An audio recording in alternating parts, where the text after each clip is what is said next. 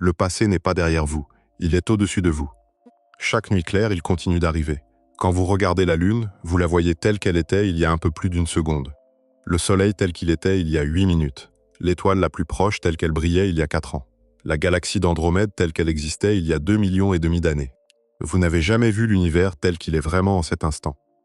Vous ne l'avez jamais vu qu'en différé. Et plus votre regard porte loin, plus l'image qu'il recueille est ancienne. Mais voici ce que ce fait discret dissimule.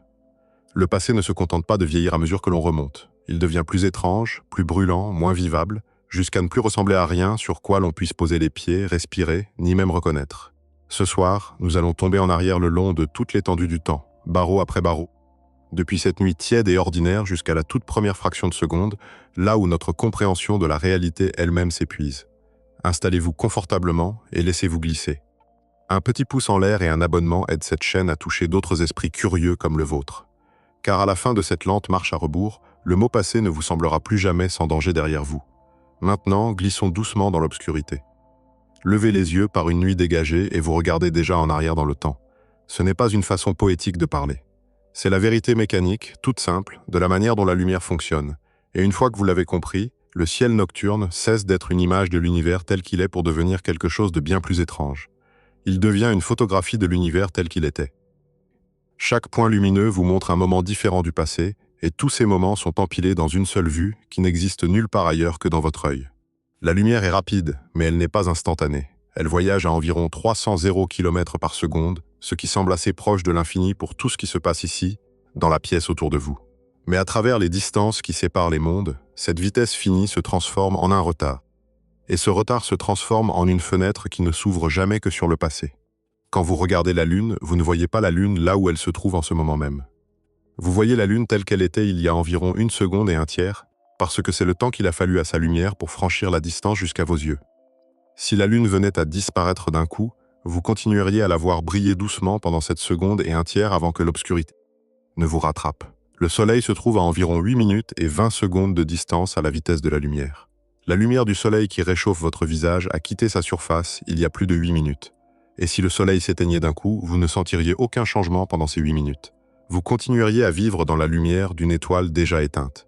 Chaque lever de soleil que vous avez jamais vu était, au sens le plus littéral du terme, un souvenir arrivant en retard. Poussez plus loin et le délai passe des secondes et des minutes aux années. L'étoile la plus proche de la nôtre, une petite étoile rouge appelée Proxima du Centaure, se trouve à un peu plus de 4 années-lumière, ce qui signifie que la lumière que vous envoyez ce soir l'a quittée il y a 4 ans. Vous regardez une étoile vieille de 4 ans. Tournez votre regard vers la tache diffuse de la galaxie d'Andromède, l'objet le plus lointain que l'œil humain nu puisse distinguer. La lumière qui entre dans votre œil voyage depuis environ 2,5 millions d'années. Elle a quitté Andromède avant qu'il n'y ait aucun être humain pour regarder en retour. Vous voyez cette galaxie telle qu'elle était à une époque où nos ancêtres n'avaient pas encore appris à faire du feu. Et la version d'Andromède qui existe en ce moment même, quelle qu'en soit l'apparence, ne sera visible depuis la Terre que dans 2 millions d'années de plus. Voici la première chose à laisser infuser calmement avant d'aller plus profond. Il n'y a aucun moyen de voir l'univers tel qu'il est à cet instant. Il n'existe pas de maintenant cosmique que l'on puisse observer. Tout ce que vous apercevez, de la Lune à la galaxie la plus lointaine, est une tranche du passé. Et plus vous regardez loin, plus la tranche est ancienne. Un télescope n'est pas une fenêtre. Un télescope est une machine à remonter le temps qui ne fonctionne que dans une seule direction en arrière. Et plus vous le construisez grand et puissant, plus profondément dans le passé il plonge. Maintenant, gardez cette idée et laissez-la tourner légèrement, car c'est ici qu'elle commence à troubler. Si regarder plus loin signifie regarder plus en arrière, alors l'univers lointain n'est pas seulement une carte de lieu éloigné, c'est une carte d'époque ancienne. Et l'univers ancien, il s'avère, ne ressemble pas à une version plus grande et plus vieille du monde que vous connaissez. Il ressemble à un monde entièrement différent, fonctionnant dans des conditions qui deviennent plus extrêmes, plus violentes et moins vivables à chaque pas que vous faites vers le commencement. Le passé n'est pas une copie fanée du présent. Le passé est un pays étranger qui devient plus étranger et plus hostile à l'idée même de votre existence à chaque pas que vous faites vers l'origine. C'est le voyage que nous allons entreprendre ce soir. Nous allons marcher à rebours le long de toute l'étendue du temps, barreau après barreau, depuis le ciel familier au-dessus de vous jusqu'à la toute première fraction de seconde, là où notre compréhension de la réalité elle-même s'épuise. Nous traverserons une terre gelée et une terre en fusion, un ciel sans aucune étoile, un mur de lumière qu'aucun télescope ne pourra jamais percer, et nous descendrons dans un feu qui emplissait la totalité de l'espace. Chaque pas en arrière rendra le précédent presque douillet en comparaison. Et le plus étrange, la part que vous pouvez déjà commencer à sentir, c'est que rien de tout cela ne se trouve ailleurs. Chaque lieu que nous allons visiter est un lieu où vos propres atomes se sont déjà trouvés. Le passé lointain n'est pas une terre distante que vous observez à travers une lentille. C'est la fournaise dans laquelle vous avez été forgé, encore incandescente, envoyant encore sa lumière vers vous à travers l'obscurité. Alors installez-vous, gardez les yeux sur ce ciel ancien et patient, et laissons-nous tomber en arrière. Le premier pas vers le bas est doux, les suivants ne le resteront pas. Commençons près de chez nous, dans un passé assez proche pour que des êtres humains aient été vivants pour en être témoins. Remontez de quelques milliers d'années seulement, et le monde est encore reconnaissablement le nôtre. Mais les lignes de côte sont fausses. Les animaux sont étranges, et une bonne partie des terres que vous connaissez est ensevelie sous la glace. C'est le bout peu profond du temps ancien, et c'est le dernier barreau de la descente où l'univers ressemble encore à un endroit dans lequel vous pourriez survivre sans une machine enroulée autour de vous. Il y a environ 20 000 ans, la Terre était enfermée dans le froid le plus intense de la dernière ère glaciaire. Une période que les scientifiques appellent le dernier maximum glaciaire. De grandes nappes de glace, par endroits épaisses de 3 ou 4 km, un mur d'eau gelée haut de plus de 3 km, recouvrait ce qui est aujourd'hui le Canada, le nord des États-Unis et une grande partie de l'Europe septentrionale. Là où de grandes villes se dressent aujourd'hui, il n'y avait rien d'autre que le poids lent et broyeur des glaciers. Tant d'eau était emprisonnée dans cette glace que les océans eux-mêmes avaient reculé. Le niveau mondial des mers se situait environ 120 mètres plus bas qu'aujourd'hui. Et cette baisse des eaux avait mis à nu d'immenses étendues de terre qui gisent aujourd'hui noyées sous les vagues. Imaginez le choc de cette géographie. On pouvait marcher de l'Asie jusqu'aux Amériques à travers une vaste plaine froide, là où le détroit de Bering bouillonne aujourd'hui d'océans. La Grande-Bretagne n'était pas une île, mais une presqu'île reliée au continent européen par un sol sec. Et sous la mer peu profonde qui les sépare aujourd'hui repose un paysage englouti sur lequel des gens ont autrefois chassé. La carte du monde que vous portez dans votre tête, les formes familières des continents et des rivages, est un arrangement récent et provisoire. Remontez assez loin et l'eau elle-même a bougé, la terre a changé ses contours, et le dessin sûr et solide de votre chez-vous se dissout en quelque chose que vous ne reconnaîtriez sur aucun atlas. Le monde vivant était différent aussi. Des troupeaux de mammouths laineux se déplaçaient à travers les prairies froides. Des félins à dents de sabre, des paresseux terrestres géants et d'énormes bisons à longues cornes partageaient le territoire avec les petites bandes d'humains qui apprenaient à endurer le froid. Ce n'étaient pas des créatures sorties d'un livre de contes. C'était la faune ordinaire d'un soir ordinaire il y a 20 000 ans, sur cette même planète, sous ces mêmes étoiles. Si vous pouviez vous tenir là, les constellations au-dessus de votre tête seraient presque celles que vous connaissez, à peine décalées, parce que 20 000 ans ne sont rien pour les étoiles. Le ciel vous semblerait familier, le sol, non. Continuez à reculer et même les aires glaciaires elles-mêmes s'empilent derrière vous. L'une après l'autre, un rythme lent de froid et de chaleur que la Terre maintient depuis des millions d'années. Le climat doux et confortable qui a permis l'agriculture, les villes et la totalité de l'histoire écrite d'exister est un bref souffle chaud entre les glaciations, long de seulement 11 ou 12 000 ans jusqu'ici. Tout ce que vous appelleriez civilisation, chaque empire, chaque livre, chaque nom dont on se souvient tient à l'intérieur de cette mince tranche de tiédeur. Reculez au-delà et la mémoire humaine s'arrête, tout simplement. Il n'y a plus de documents, plus de villes, plus d'écriture. Il n'y a que des gens dispersés et peu nombreux, vivant à l'intérieur d'un monde plus froid et plus sauvage, levant les yeux vers ce même ciel patient. Mesurez à quel point cette tranche tiède est mince face à la profondeur dans laquelle nous sommes sur le point de descendre. Toute l'histoire écrite, depuis les premiers mots tracés jusqu'à cette nuit même, ne couvre que quelques milliers d'années. L'existence entière de notre espèce sous une forme à peu près actuelle s'étend sur quelques centaines de milliers d'années.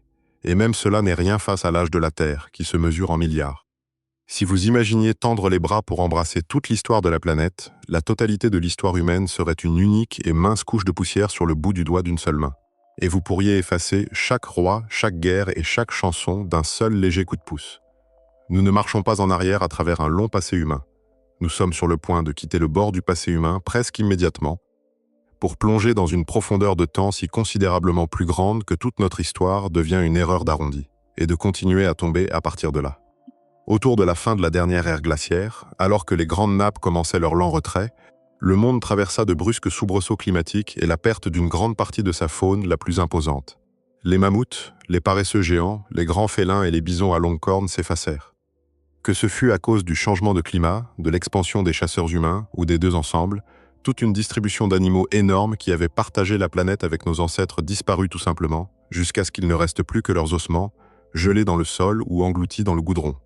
Même ici, dans les profondeurs peu profondes du temps ancien, le monde s'est déjà vidé de créatures qui semblaient autrefois permanentes.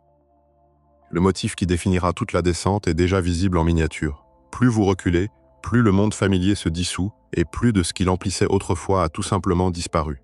C'est le début tranquille du trouble que recèle le passé profond. Remarquez que rien ici n'est monstrueux. Il n'y a rien d'horrible dans un mammouth ni dans un glacier.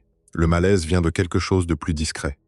La prise de conscience que le monde solide et permanent dans lequel vous êtes né n'est ni solide ni permanent. C'est un arrangement passager, une seule image dans un très long film, et le film défile en arrière vers des conditions qui ressemblent de moins en moins à quoi que ce soit pour quoi vous avez été conçu. La glace n'est que le premier signe. La Terre est sur le point de devenir véritablement étrangère, et puis, un peu plus en arrière, elle va cesser d'exister tout court. Mais nous n'en sommes pas encore là. Pour l'instant, tenez-vous un moment sur cette plaine froide sous les constellations familières, avec le mur de glace à l'horizon et les mammouths en marche dans le crépuscule, et mesurez la distance que nous avons déjà parcourue depuis votre nuit tiède et ordinaire, en n'utilisant rien de plus que quelques milliers d'années. La descente a à peine commencé, et le sol est déjà méconnaissable.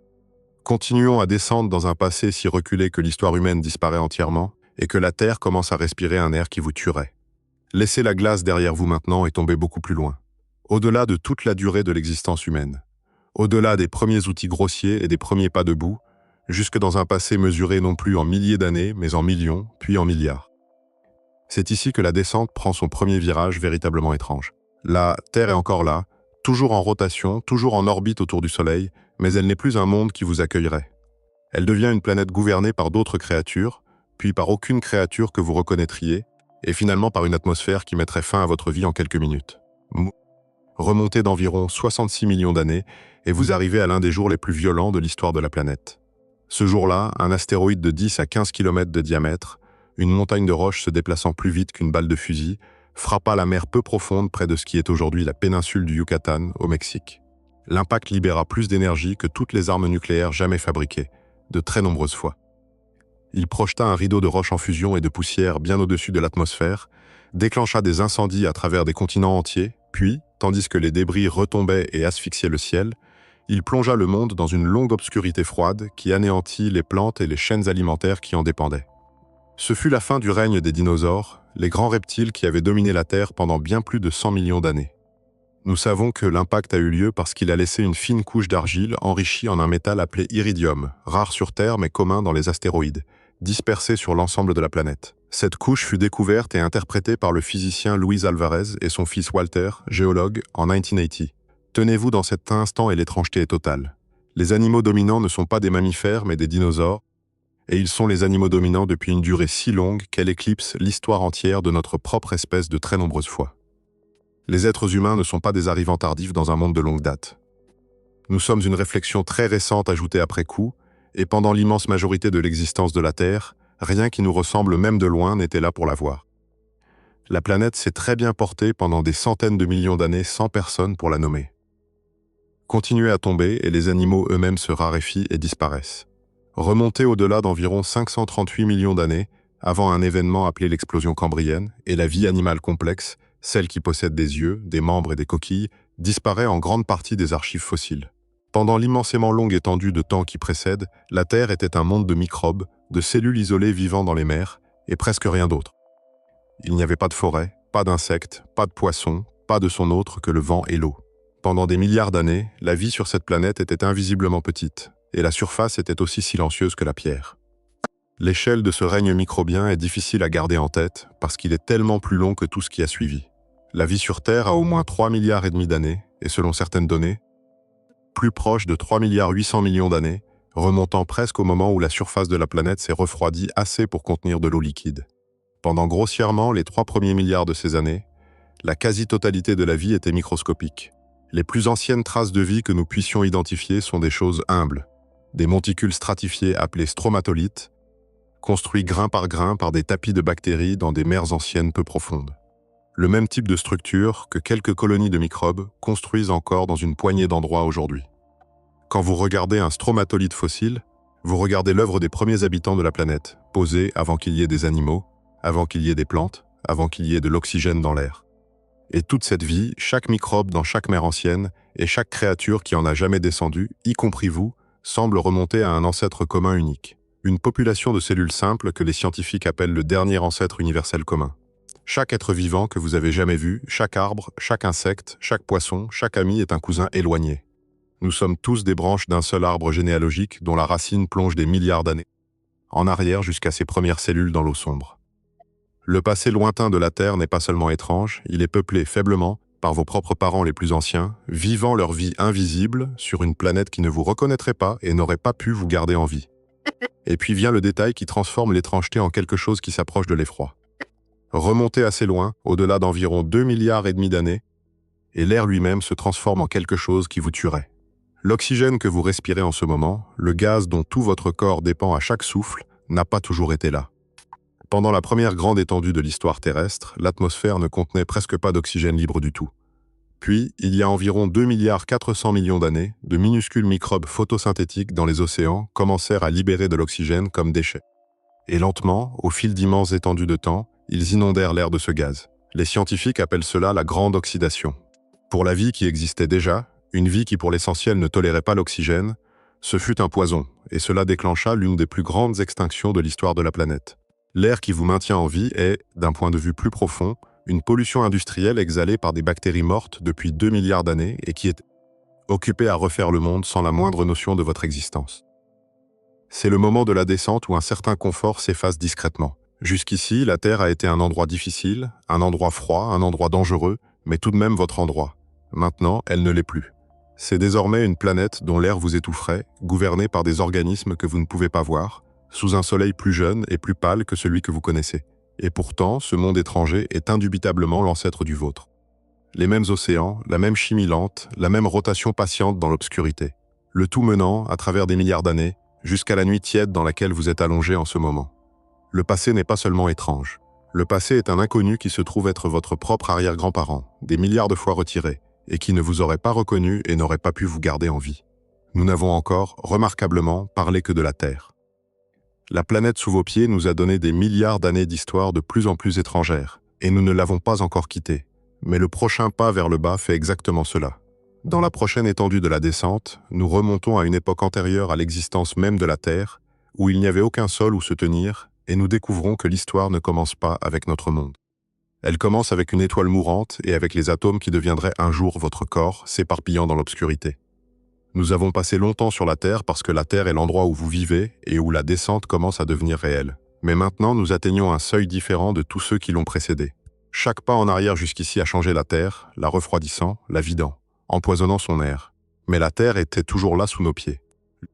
Maintenant, nous remontons à une époque où elle n'existait pas.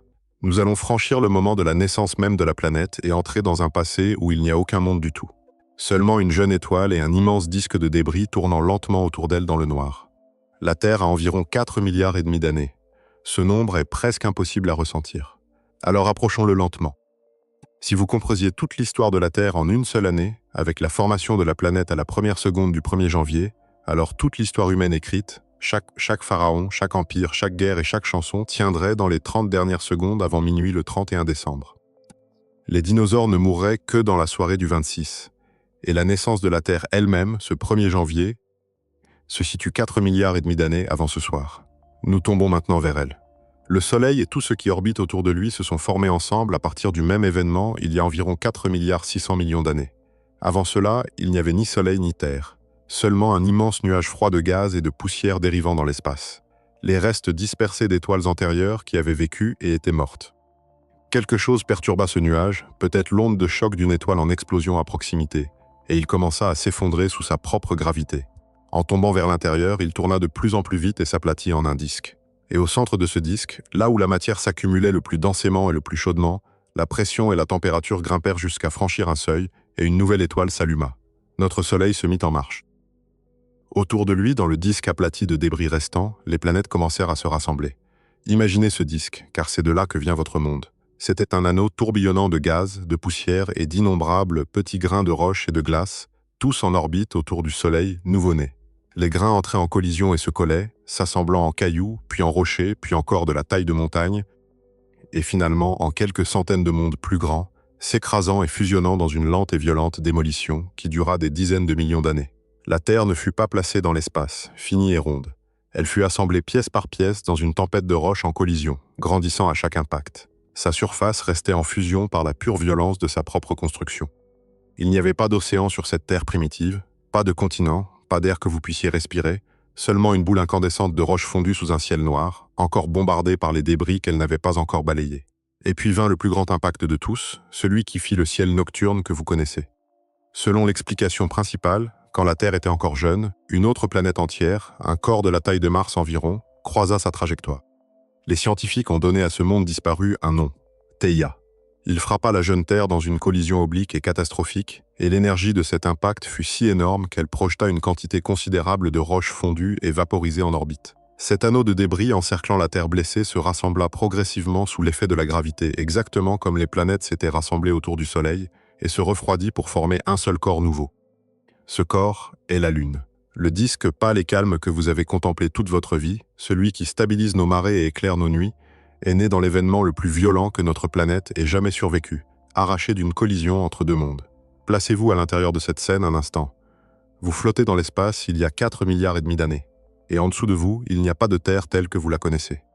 Seulement une sphère bouillonnante de roches liquides brillant d'un rouge et d'un orange terne, enveloppée dans une brume de pierres vaporisées. Un deuxième monde, plus petit, vient de s'écraser dedans, et un immense arc de débris pend dans le noir, commençant son lent travail pour devenir la Lune. Il n'y a pas de bleu, il n'y a pas de vert, il n'y a pas d'eau à la surface, pas d'air respirable, aucun être vivant nulle part dans le système solaire. Le sol même qui accueillera un jour chaque forêt, chaque océan, chaque personne que vous avez jamais aimée est en cet instant une blessure qui n'a pas encore refroidi. Si vous tendiez la main pour le toucher, il n'y aurait rien de solide à toucher, rien que du feu. C'est le barreau où un fait discret devient impossible à ignorer. Avant ce point, la Terre n'existe tout simplement pas. Il n'y a pas de plancher à la descente ici au sens ordinaire, pas de planète où marcher, pas de chez soi où revenir. Et pourtant l'histoire ne s'arrête pas. L'univers a déjà 13,5 milliards d'années, environ au moment où la Terre naît.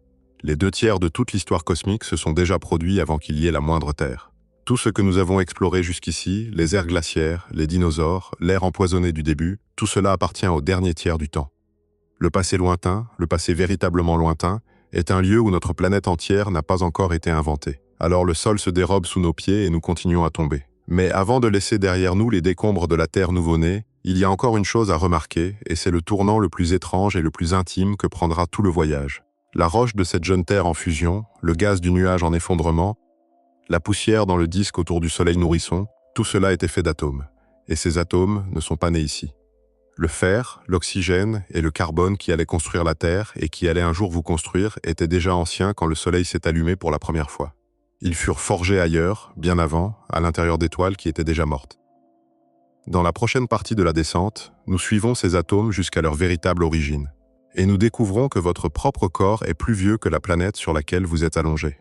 Nous avons remonté au-delà de la naissance de la Terre, dans une époque antérieure à l'existence de notre planète.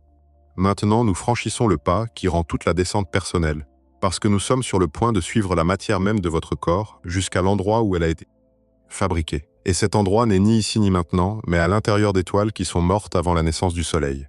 Réfléchissez à ce dont vous êtes fait. Votre corps est construit principalement à partir d'une poignée d'éléments. Hydrogène, carbone, oxygène, azote, un peu de calcium dans vos os, une trace de fer dans votre sang. Ce ne sont pas des abstractions. Ce sont des atomes physiques, des particules réelles, et chacun d'entre eux possède une histoire qui remonte à travers tout l'âge de l'univers. Et voici la première surprise. Ces atomes n'ont pas été fabriqués ensemble et ils n'ont pas été fabriqués en même temps. Ils proviennent d'ères différentes de l'histoire cosmique, et certains d'entre eux sont presque inimaginablement plus vieux que d'autres. Commencez par l'hydrogène. L'hydrogène dans l'eau de vos cellules, dans chaque molécule de vous qui en contient, est primordial. Il a été fabriqué dans les toutes premières minutes de l'univers lui-même, il y a plus de 13 milliards d'années, et il a été transmis inchangé depuis lors. Nous atteindrons l'endroit où cet hydrogène est né plus tard dans cette descente, quand nous remonterons jusqu'aux premières minutes de toute chose. Mais il vaut la peine de s'arrêter maintenant juste pour tenir cette pensée. Une partie de vous est aussi vieille que l'univers. Les atomes d'hydrogène liés dans votre corps existent sous une forme ou une autre depuis presque le tout début du temps. Considérez maintenant les éléments plus lourds, le carbone, l'oxygène et le fer, et l'histoire change. Ceux-ci n'ont pas été fabriqués au commencement. L'univers primitif n'a presque rien produit d'autre que de l'hydrogène et de l'hélium, les deux éléments les plus légers, et rien d'autre en quantité significative. Tout ce qui est plus lourd, tout ce qui rend la matière solide et les corps vivants possibles, a dû être construit plus tard, et il n'a été construit que dans un seul type d'endroit. Il a été construit à l'intérieur des étoiles. Une étoile est une fournaise qui passe sa vie à fusionner des éléments légers en éléments plus lourds. Tout au fond de son cœur, sous une pression et une chaleur écrasantes, une étoile presse de l'hydrogène ensemble pour en faire de l'hélium. Et en vieillissant, elle presse de l'hélium ensemble pour en faire du carbone et de l'oxygène. Et les étoiles les plus massives continuent à fusionner des éléments de plus en plus lourds, couche après couche, jusqu'au fer. Quand une telle étoile atteint la fin de sa vie et meurt, souvent dans une explosion titanesque, elle projette tous ces éléments nouvellement forgés dans l'espace, ensemençant les nuages de gaz environnants avec du carbone, de l'oxygène, du fer et bien davantage.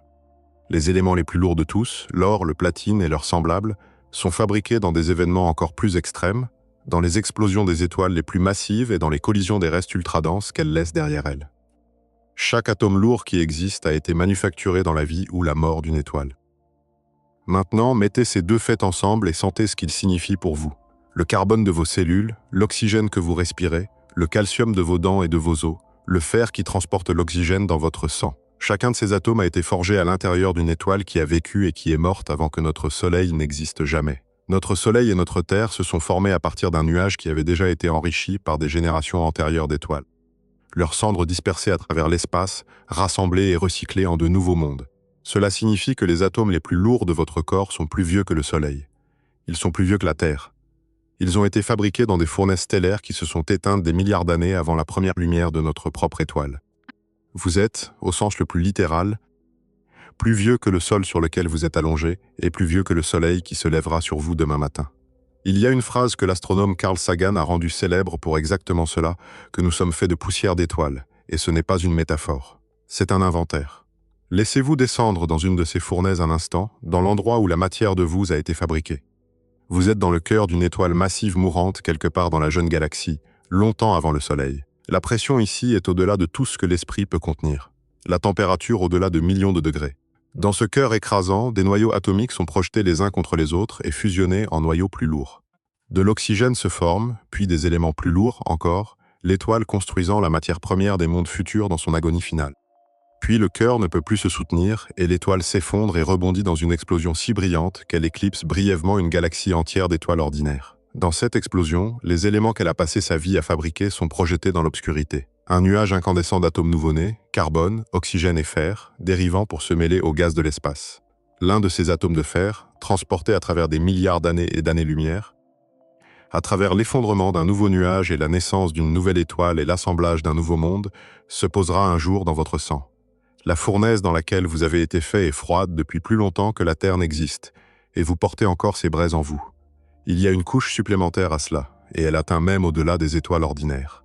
Les éléments les plus lourds, l'or, le platine et leurs semblables, semblent exiger des conditions plus violentes que même une mort stellaire normale ne peut fournir.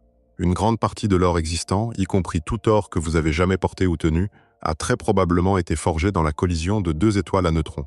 Les cadavres ultra-denses d'étoiles massives, spiralant l'un vers l'autre et fusionnant dans l'un des événements les plus extrêmes que l'univers permet. De sorte que la bague à un doigt, le plombage dans une dent, porte des atomes fabriqués non pas seulement dans une étoile mourante, mais dans la collision catastrophique de deux étoiles mortes, un événement si rare et si violent qu'il ne se produit qu'une poignée de fois dans une galaxie entière sur un très long intervalle. Vous n'êtes pas seulement fait de poussière d'étoiles. Des parties de vous sont faites des débris de cadavres stellaires en collision, dispersés à travers l'espace bien avant la naissance du Soleil.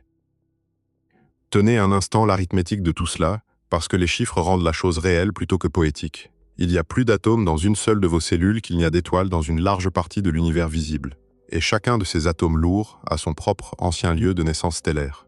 Le fer dans le sang qui circule dans votre cœur en ce moment a été pressé et forgé dans le cœur d'une étoile, puis projeté dans l'espace, puis il a dérivé pendant un temps immesurable, puis il a été rassemblé dans le nuage qui a fait le Soleil, puis incorporé dans la Terre, puis tiré vers le haut à travers le sol, la nourriture et l'eau pour arriver en vous. Le voyage de ce seul atome couvre presque tout l'âge de l'univers. Et il y a d'innombrables atomes de ce genre en vous.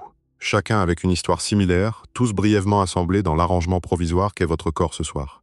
Ceci est le centre émotionnel de toute la descente. Alors laissez-le atterrir pleinement. Quand nous parlons du passé lointain, il est tentant de se le représenter comme quelque chose de distant et de séparé. Une série d'événements qui se sont produits très loin et il y a très longtemps et qui n'ont rien à voir avec vous. Mais le passé lointain n'est pas séparé de vous.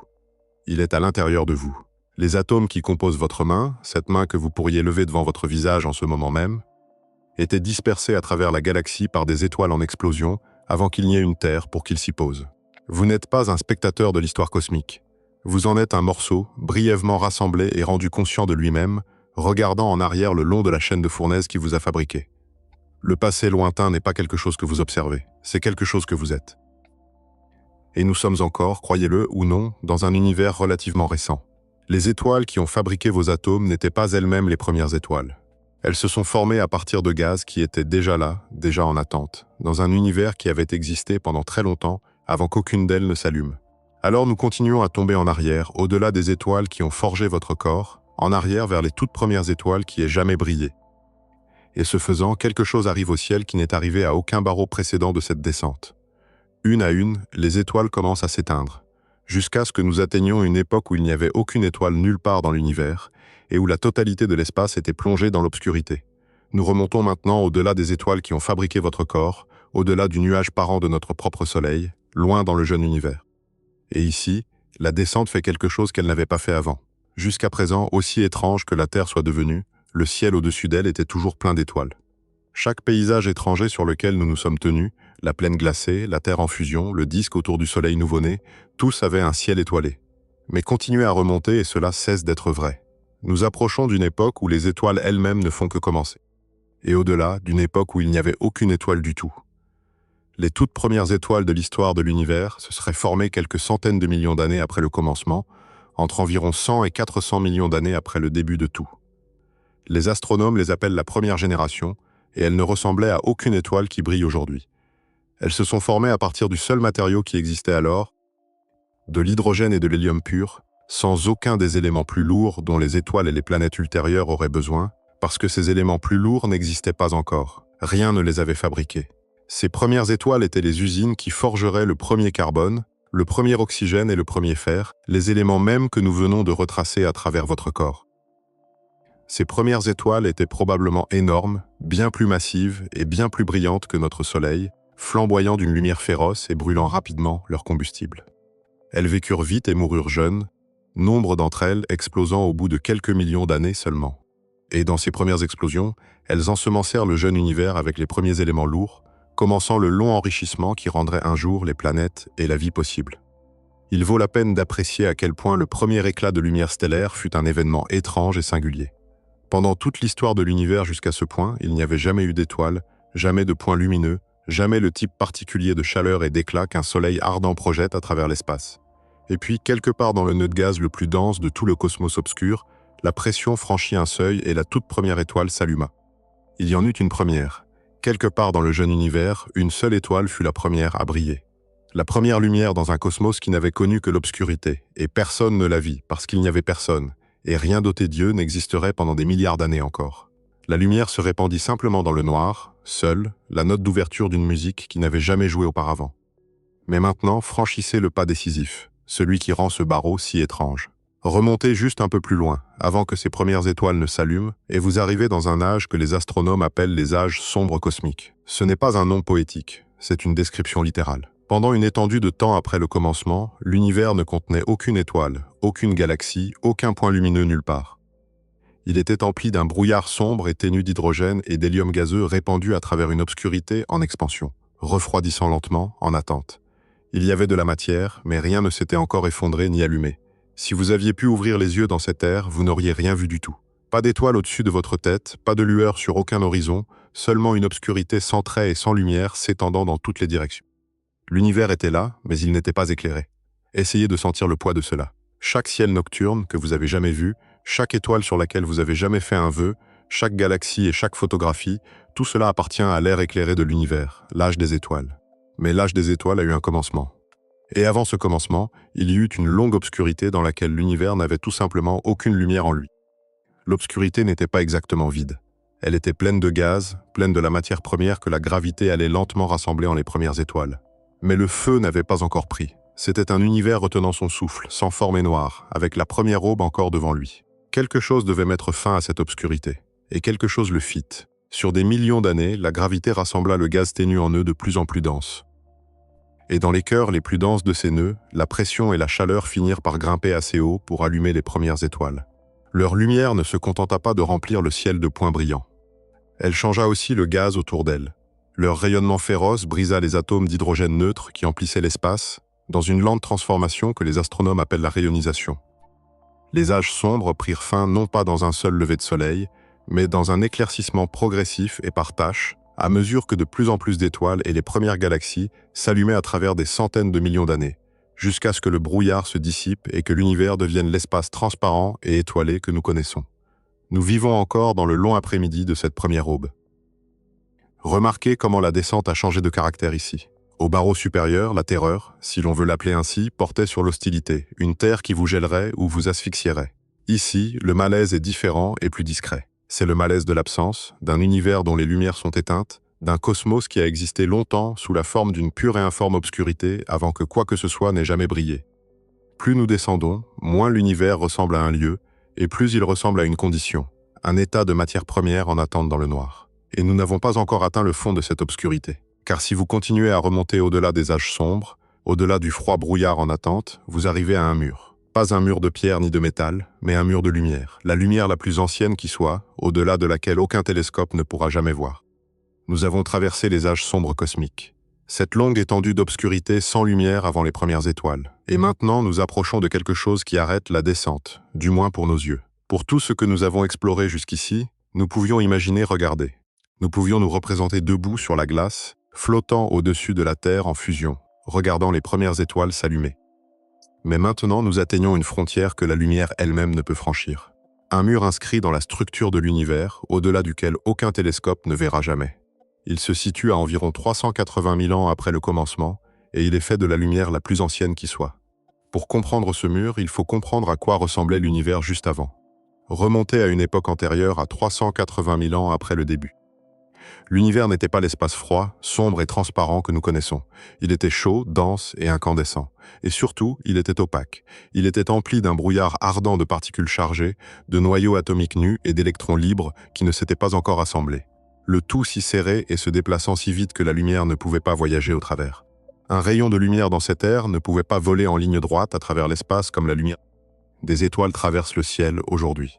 Au lieu de cela, il était constamment diffusé, rebondissant de particule en particule, piégé de la même manière que la lumière est piégée à l'intérieur d'un brouillard épais ou au plus profond du corps du soleil. L'univers brillait, mais on ne pouvait pas voir au travers, pas plus que vous ne pouvez voir à travers l'intérieur incandescent d'une flamme. Puis l'univers se refroidit, parce qu'il était en expansion et que l'expansion refroidit les choses. Et à environ 380 000 ans après le commencement, la température descendit à un point critique, autour de 3000 degrés, assez frais enfin, pour que les noyaux nus et les électrons libres se combinent en atomes neutres complets. Cet événement porte un nom discret pour un changement si considérable. Les scientifiques l'appellent la recombinaison. Et à l'instant où cela se produisit, le brouillard se leva. Avec les électrons désormais liés dans les atomes, la lumière était soudain libre. Elle pouvait traverser l'espace en ligne droite sans être diffusée. Et pour la première fois de son histoire, l'univers devint transparent. La lumière qui se libéra à cet instant voyage depuis lors. Laissez-vous être là au moment où cela se produit. Vous êtes à l'intérieur de l'univers âgé de 380 000 ans. Et de chaque côté de vous, il y a un brouillard incandescent, dense et brillant comme l'intérieur d'une fournaise, pressant de toutes les directions sans aucune brèche et sans aucune distance dans laquelle on puisse voir. Et puis, tandis que la totalité de l'espace se refroidit en traversant cette température critique, le brouillard commence à se dissiper.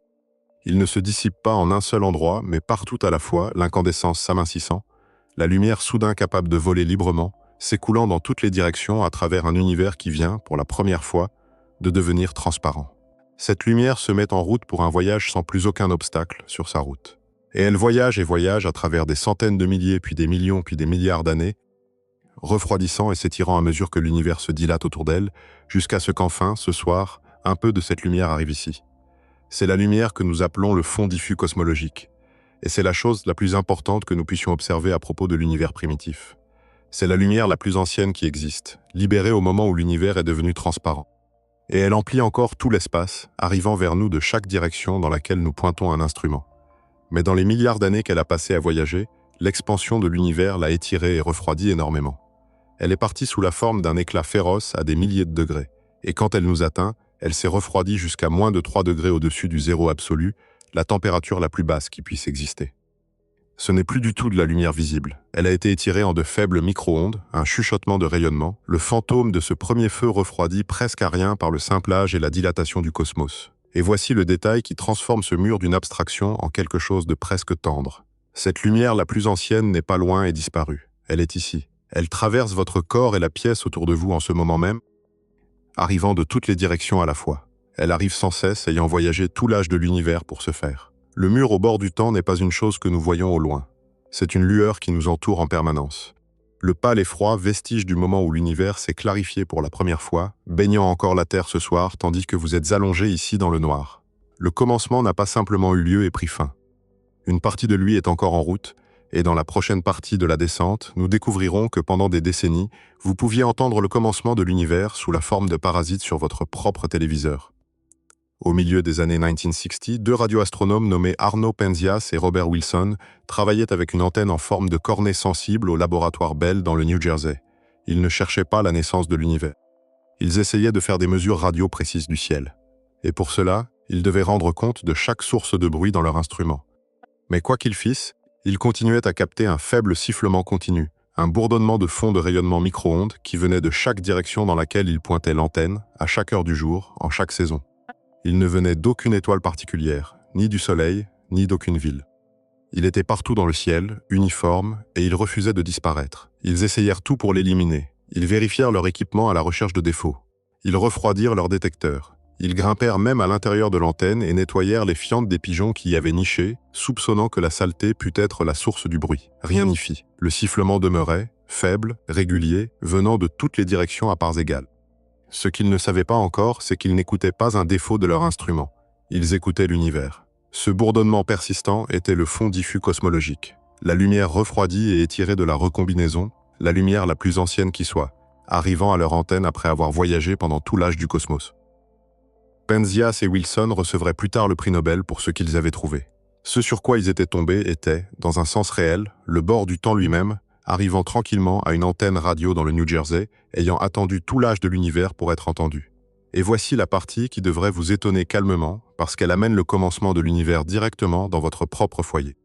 Pendant des décennies, à l'époque des anciens téléviseurs analogiques, quand vous régliez un poste sur une chaîne sans station et que vous voyiez cette neige grise et blanche dansante, ce scintillement de parasites sur l'écran, une petite partie de ce bruit était le fond diffus cosmologique. Une infime fraction du scintillement était causée par ces micro-ondes mêmes, la lumière ancienne de la recombinaison frappant l'antenne et rendue sous forme de parasites. Quand vous vous asseyez enfant devant un téléviseur non réglé et que vous regardiez cette neige insensée, vous regardiez en partie la lueur du jeune univers. La lumière libérée, 380 000 ans après le commencement de toute chose, achevant enfin son voyage sur un écran dans votre salon. Nous avons atteint le mur de la lumière la plus ancienne et découvert que nous ne pouvons pas voir au-delà. Parce qu'avant ce moment, l'univers était un brouillard incandescent opaque. Mais ne pas pouvoir voir une chose avec nos yeux n'est pas la même chose que ne pas pouvoir la connaître. La physique peut nous porter là où la lumière ne le peut pas. Et la physique nous dit avec une confiance réelle ce qui se trouve de l'autre côté de ce mur. Ce qui s'y trouve, c'est du feu. Pas du feu en un seul endroit, pas une étoile ni une explosion au loin, mais un univers qui était lui-même partout, une fournaise. Nous sommes sur le point de traverser le mur de lumière et d'entrer dans le brasier. Pour donner un sens à cela, accrochez-vous au fait le plus important concernant l'univers primitif. Plus vous remontez dans le temps, plus l'univers devient chaud et dense, sans limite, à mesure que vous vous rapprochez du commencement. Cela découle directement du fait que l'univers est en expansion et qu'il se refroidit. Faites tourner le film en arrière et tout se concentre et chauffe. L'espace froid, vide et transparent dans lequel nous vivons aujourd'hui était dans sa jeunesse tassé, serré et brûlant. Et plus profondément vous remontez, plus cette chaleur et cette densité deviennent extrêmes. Dans cette ère antérieure à la recombinaison, la matière ne pouvait pas exister sous la forme des atomes neutres et calmes que nous connaissons. Il faisait trop chaud. Les atomes étaient brisés aussi vite qu'ils pouvaient se former, déchirés en leurs morceaux. Des noyaux atomiques nus d'un côté et des électrons libres de l'autre. Le tout mélangé en un brouillard ardent électriquement chargé appelé un plasma. C'est le même état de la matière que l'on trouve aujourd'hui au cœur du Soleil ou dans un éclair, de la matière si chaude que ses électrons ont été arrachés. Mais dans l'univers primitif, ce plasma n'était pas confiné à l'intérieur d'une étoile. Il était tout. Le cosmos entier, dans toutes les directions, était une mer incandescente de ce feu chargé, uniforme, dense et brillant, sans espace sombre, sans brèche, sans endroit frais où se cacher. Maintenant, tenez-vous à l'intérieur de cela en imagination, de l'autre côté du mur. Il n'y a pas de haut ni de bas, pas de sol, pas de ciel, pas d'étoiles, pas d'obscurité nulle part. Dans toutes les directions, il n'y a qu'une lumière aveuglante et uniforme. Une incandescence qui emplit tout l'espace sans source et sans ombre, parce que tout est la source. La chaleur est au-delà de tout ce qu'un corps pourrait supporter pendant la plus infime fraction d'un instant, des dizaines de milliers puis des millions de degrés. La matière ici n'est pas solide, pas liquide, pas même un gaz ordinaire, mais un plasma déchiqueté.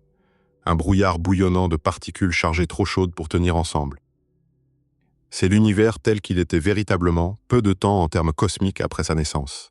Tout ce qui existerait jamais, chaque future étoile et chaque future planète et chaque futur corps vivant était ici dans ce feu, dissous en ses plus petits morceaux, attendant le refroidissement qui n'était pas encore venu. Et ce feu n'est pas ailleurs, pas davantage que le mur de lumière ne l'était. La matière de votre propre corps s'y trouvait. L'hydrogène de vos cellules, les particules qui deviendraient un jour le fer de votre sang, tout cela était ici dans ce plasma incandescent, déchiré en fragments par une chaleur qui emplissait la totalité de l'espace. Vous ne regardez pas une scène étrangère, vous regardez le creuset dont vous êtes sorti.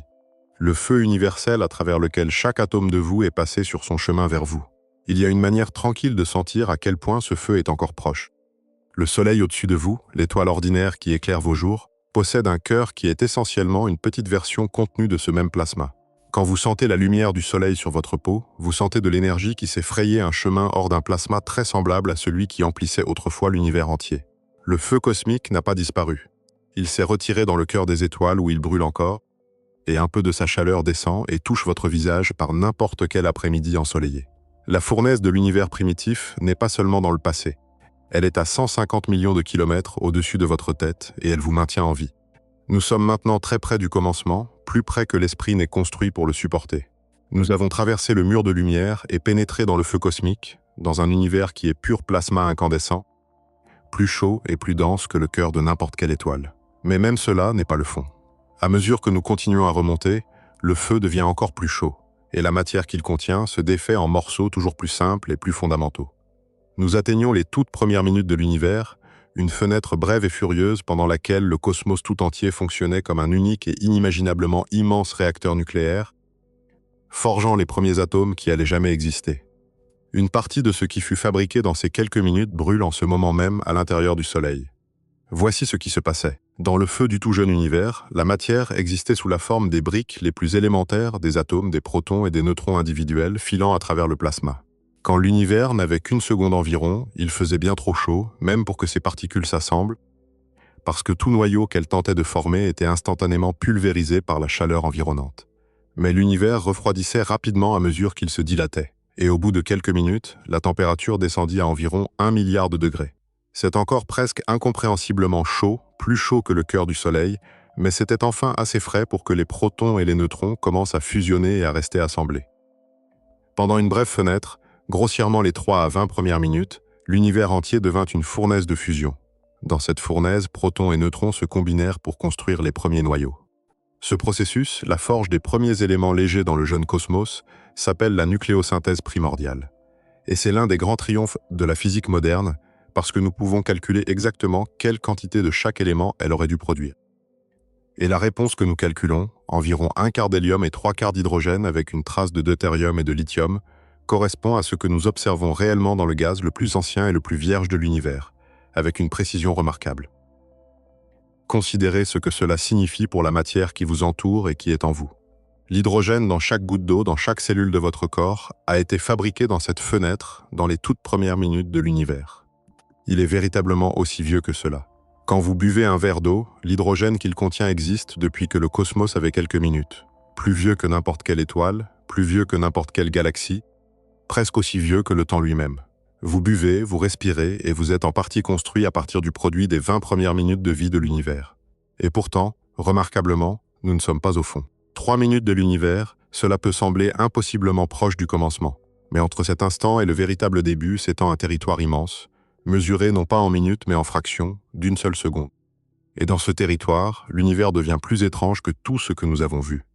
Parce que si vous remontez avant les premières minutes, avant que les protons et les neutrons puissent même se former, vous atteignez un temps où la matière elle-même n'avait pas encore pris les formes que nous connaissons. Les briques élémentaires n'étaient pas encore construites. Remontez à avant que l'univers n'ait 1 millionième de seconde, et la température était si extrême que les protons et les neutrons ne pouvaient pas tenir ensemble. Leur quarks constitutif était arraché et circulait librement, mélangé aux particules qui transportent la force forte, dans un état de la matière appelé plasma quarks-gluon. C'est la matière sous sa forme la plus fondamentale, la plus dissoute. Une soupe bouillonnante des plus petites particules qui soient, sans aucune des structures que nous tenons pour acquises. Il n'y avait pas d'atomes, pas de noyaux, pas même de protons ou de neutrons. Seulement ce brouillard de particules élémentaires tassées ensemble à une densité et une température presque au-delà de toute signification, des milliers de milliards de degrés, emplissant la totalité du jeune univers. Nous ne faisons pas que deviner à propos de cet état. Dans un exploit remarquable, les physiciens ont effectivement recréé le plasma quark-gluon ici sur Terre, pendant les plus infimes fractions de seconde, en fracassant des noyaux atomiques lourds les uns contre les autres à des vitesses proches de celles de la lumière dans les plus grands accélérateurs de particules jamais construits. Dans ces collisions violentes, pendant un instant, la température grimpe si haut que les protons et les neutrons fondent et que les quarks et les gluons circulent librement, recréant brièvement l'état dans lequel se trouvait l'univers entier quand il avait moins d'1 millionième de seconde. Nous avons en quelque sorte fabriqué une étincelle de l'univers primitif dans un laboratoire. Nous l'avons étudiée et nous avons constaté qu'elle se comporte comme la physique le prédit. Le passé lointain n'est pas seulement quelque chose que nous déduisons dans sa nature de particules, c'est quelque chose que nous avons brièvement touché. Maintenant, nous arrivons au fait le plus vertigineux de toute la physique. L'univers, dans ses premiers instants, contenait non seulement de la matière, mais aussi son étrange image miroir, l'antimatière, et les deux étaient prises dans un processus de destruction mutuelle qui aurait dû, selon toute attente, laisser un univers sans aucune matière ordinaire du tout. Pas d'atomes, pas d'étoiles, pas de monde, rien. Que l'univers ait survécu à ce règlement de compte, qu'il y ait la moindre matière ici qui soit devenue vous, tient à un écart si minuscule qu'il semble à peine mériter d'être mentionné. Un excès d'une particule sur 1 milliard. Pour chaque milliard de particules d'antimatière environ, il y avait environ 1 milliard et une particule de matière. C'est toute la marge, un excès d'une partie sur 1 milliard. Et ainsi, quand la grande annihilation vint, quand la quasi-totalité de la matière et de l'antimatière se rencontra, se détruisit mutuellement et inonda l'univers de lumière, ce surplus d'1 sur 1 milliard de matière n'avait plus de partenaire d'antimatière avec lequel s'annihiler, et il survécut. Ce vestige restant, cette infime fraction survivante, est toute la matière ordinaire qui existe dans l'univers aujourd'hui. Chaque étoile, chaque galaxie, chaque planète, chaque atome de votre corps est fait des survivants de cette annihilation. Le 1 sur 1 milliard qui n'avait pas de partenaire et qui fut épargné. Laissez cela se poser parce que c'est l'un des faits les plus vertigineux de toute la physique. Tout ce que vous avez jamais vu ou touché, l'univers matériel tout entier, est un vestige. Ce sont les restes d'une destruction mutuelle quasi totale. Le mince résidu qui s'est trouvé ne pas avoir d'antimatière pour l'annuler. Si l'équilibre avait été juste légèrement différent, s'il avait été exactement égal, il n'y aurait aucune matière ici du tout. Et le cosmos serait un océan vide de lumière. L'existence elle-même, le fait qu'il y ait quelque chose plutôt que rien de solide, tient à cet excès infime et inexpliqué, une partie sur 1 milliard, penchée toujours si légèrement en faveur de l'être. Et à mesure que nous approchons du tout premier instant, l'univers commence à se défaire des règles mêmes qui ont gouverné tout ce que nous avons vu.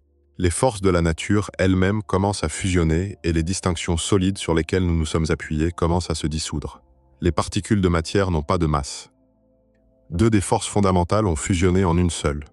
Les caractéristiques fixes et solides du monde, le poids des choses, la distinction des forces, les règles mêmes sur lesquelles nous construisons notre compréhension ne sont pas fixes ici du tout. Elles fondent l'une après l'autre à mesure que nous approchons du commencement. C'est comme si l'univers, aussi près de son origine, n'avait pas encore pleinement décidé de ce qu'il allait être, n'avait pas encore arrêté l'ensemble particulier de lois et de propriétés qui gouverneraient tout par la suite. Et puis vient l'inflation cosmique. Selon la théorie, quand l'univers n'avait qu'une fraction de seconde, une fraction si petite que l'écrire nécessiterait de placer plus de 30 zéros après la virgule, il subit un sursaut d'expansion au-delà de tout ce qui est venu avant ou depuis. En cet instant, l'espace lui-même se dilata d'un facteur d'au moins 100 000 milliards de milliards, doublant de taille encore et encore en presque aucun temps du tout. Une région bien plus petite qu'un seul atome fut étirée en un clin d'œil inimaginablement bref jusqu'à devenir quelque chose de plus grand que l'univers observable tout entier d'aujourd'hui. Et l'inflation fit quelque chose d'autre encore. Quelque chose qui se révèle être la raison pour laquelle vous existez. La raison pour laquelle les galaxies existent. La raison pour laquelle il y a quoi que ce soit ici, plutôt qu'un néant parfaitement lisse. Dans le minuscule fragment que l'inflation étira, il y avait d'inévitables petites ondulations. À l'échelle la plus fine, la réalité n'est jamais parfaitement immobile. Le monde quantique fourmille de minuscules fluctuations spontanées. Mais l'inflation prit ces ondulations quantiques microscopiques et les étira, elles aussi, à une échelle cosmique. Les infimes variations aléatoires du monde quantique, gonflées à l'échelle cosmique, devinrent de légères variations dans la densité de la matière à travers l'univers. Des zones très légèrement plus denses et des zones très légèrement moins denses. Et ces légères variations furent les graines de tout. Chaque galaxie dans le ciel, chaque amas de galaxies, la totalité de la grande structure du cosmos, a poussé à partir de ces minuscules ondulations quantiques étiré à travers l'espace par l'inflation dans la toute première fraction de seconde. Et nous voici enfin au seuil. Les physiciens l'appellent le temps de Planck. C'est la première fraction de seconde si inimaginablement petite que l'écrire en décimale exigerait de placer plus de 40 zéros après la virgule avant le premier chiffre significatif. Tout ce qui est venu après cet instant, nous pouvons le décrire au moins en principe. Tout ce qui le précède dans cette première parcelle presque inexistante gît au-delà de nos théories entièrement. Nous n'avons pas de description fonctionnelle de l'univers dans le temps de Planck, parce que pour le décrire, il nous faudrait une théorie qui unifie la gravité et la mécanique quantique en un seul cadre. Une théorie de la gravité quantique. Et malgré des décennies d'efforts brillants, nous n'en avons pas encore une. Le commencement n'est pas simplement difficile à voir. Il est, avec notre physique actuelle, véritablement indescriptible. Mais ayant atteint le fond même, il y a encore une chose à comprendre. Et elle change la signification de tout ce que nous avons vu. Parce que cette descente entière est terrifiante, toute cette échelle de feu et de dissolution n'est pas quelque chose de séparé de vous, regardant froidement depuis le passé lointain. C'est votre propre origine. Et plus que cela, elle est encore ici, encore autour de vous, encore en train d'arriver. Regardez en arrière vers le haut de l'échelle et voyez toute la séquence étalée au-dessus de vous. Juste au-dessus, la fraction de l'inflation, où les graines de chaque galaxie furent plantées. Plus haut, la fusion des forces, la grande annihilation, les premières minutes forgeant l'hydrogène et l'hélium. Plus haut encore, le feu cosmique, puis le mur de lumière, puis les longs âges sombres, puis les premières étoiles s'allumant une à une. Plus haut encore, les étoiles mourantes forgeant vos atomes, la naissance du Soleil et de la Terre, le jeune monde en fusion, le refroidissement, la première vie, l'air empoisonné du début, les dinosaures, la glace, et finalement, tout en haut, tiède et petit et récent, votre propre nuit ordinaire. Chaque barreau de cette échelle était nécessaire pour vous. Pas un seul ne pourrait être retiré sans vous effacer complètement. L'échelle hostile n'est pas seulement un catalogue de terreur. C'est une chaîne de causes et vous êtes suspendu à son extrémité, porté par chaque maillon. Le passé lointain est inhabitable, oui, il vous tuerait, oui, il est plus étrange et plus violent à chaque pas en arrière, oui. Et il est en même temps votre propre lignée. La séquence d'événements qui vous a construit, le long et improbable chemin qui mène directement, sans une seule rupture, du premier instant à la personne particulière, tiède et respirante que vous êtes ce soir. Et le passé lointain n'est pas scellé derrière nous dans le temps. De façon stupéfiante, une grande partie de lui est encore ici, en ce moment, autour de vous et à l'intérieur de vous. La lumière la plus ancienne vous baigne ce soir, emplissant cette pièce et toutes les pièces, traversant votre corps depuis toutes les directions à la vitesse de la lumière, ayant voyagé tout l'âge de l'univers pour vous atteindre en cet instant précis. L'hydrogène primordial est l'eau de votre verre et l'eau de vos cellules. C'est le combustible qui brûle au cœur du Soleil. Chaque fois que vous prenez une gorgée, vous manipulez des atomes fabriqués quand l'univers avait quelques minutes. Des centaines de neutrinos reliques, libérés une seconde après le commencement de l'univers, traversent chaque centimètre cube d'espace, traversent cette pièce, traversent votre propre corps à chaque instant de chaque jour. Et les graines de l'inflation sont les galaxies. Chaque fois que vous levez les yeux vers les lumières dispersées du ciel nocturne, vous regardez la forme adulte du premier instant, l'écriture gelée du commencement, encore suspendue dans le ciel, encore arrangée dans le motif que l'inflation lui a donné. La chaleur que vous sentez par un jour ensoleillé est de l'énergie venue du cœur du Soleil, libérée par la fusion de l'hydrogène et de l'hélium primordiaux forgés dans les premières minutes du temps. Le bleu du ciel diurne est cette ancienne lumière solaire diffusée dans une atmosphère en partie faite d'oxygène exhalé par des microbes morts depuis des milliards d'années. Le sol qui vous soutient est les débris refroidis et rassemblés d'étoiles mortes. Le calcium de vos os, le fer de votre sang, l'eau sur votre langue. Chacun d'eux est un barreau de l'échelle que nous avons descendu, ramené dans le présent et plié dans votre corps vivant. Vous n'avez pas besoin d'un télescope pour toucher le passé lointain. Vous le touchez constamment, à chaque souffle et à chaque battement de cœur, parce que vous en êtes fait et que vous en êtes entouré à la fois. Alors rassemblez tout cela et sentez ce que cela signifie. Le passé lointain n'est pas un pays lointain que vous avez visité en imagination ce soir et que vous avez laissé derrière vous. C'est la condition permanente de la pièce dans laquelle vous êtes allongé. Le commencement ne s'est pas retiré dans un ailleurs inaccessible. Il ne s'est retiré qu'en ce sens qu'il est devenu plus pâle, plus froid et plus silencieux, sans jamais une seule fois partir. Vous êtes la partie du passé lointain qui s'est éveillée et qui s'est retournée pour se regarder elle-même. Considérez la séquence une dernière fois, non pas comme une chute dans la terreur, mais comme un lent éveil. Au commencement, il y avait du feu et des particules, de la matière sans forme, un univers qui ne savait rien de lui-même. Puis le feu refroidit et les atomes se formèrent et les premières étoiles s'allumèrent et elles fabriquèrent les éléments lourds. Et ces éléments se rassemblèrent en nouvelles étoiles et en planètes. Et sur au moins un petit monde, ils s'arrangèrent en la chimie délicate et autosuffisante que nous appelons la vie. Et la vie devint plus complexe à travers des milliards d'années, jusqu'à ce qu'enfin elle produise des créatures dotées d'esprit. Des créatures capables de lever les yeux vers le ciel nocturne et de demander ce que c'était et d'où cela avait commencé. L'univers fait entièrement de sa propre matière ancienne, assembla lentement une partie de lui-même capable de contempler le tout. Cette partie, c'est vous. Les atomes de vos yeux, les atomes qui font le regard, ont été forgés dans des étoiles anciennes et dans les premières minutes du temps. La lumière qui entre dans ces yeux depuis les étoiles lointaines est une vieille lumière, une lumière du passé lointain. Alors quand vous contemplez le ciel, c'est dans un sens réel le vieil univers qui regarde le vieil univers. Le cosmos se contemple à travers vous. Pendant tous ces milliards d'années de feu, d'obscurité et de dissolution, il n'y avait personne pour voir quoi que ce soit de tout cela. Aucun œil, aucun esprit, aucun émerveillement. Et maintenant, brièvement, il y en a un. Vous êtes la manière qu'a l'univers de remarquer qu'il existe. La matière ancienne du cosmos rassemblée en une forme capable de ressentir de la révérence, de poser des questions et d'être émue par son propre commencement. La lumière la plus ancienne de l'univers traverse votre corps, tandis que vous glissez vers le sommeil. Les atomes de votre corps au repos sont plus vieux que le sol sous la maison. L'oxygène qui entre et sort de vos poumons a été exhalé dans l'air par des êtres vivants morts depuis 2 milliards d'années. Vous êtes allongé dans la lueur résiduelle du commencement de toute chose, porté par toute la longue histoire du cosmos. Et il n'y a rien dans cette obscurité dont il faille avoir peur, parce que l'obscurité est d'où vous venez. Et elle vous porte doucement depuis le tout début. Laissez-la vous porter maintenant. Fermez les yeux et reposez-vous dans la plus ancienne lumière qui soit. Et laissez le commencement de l'univers, toujours en train d'arriver, toujours tiède, veiller sur vous tandis que vous vous endormez.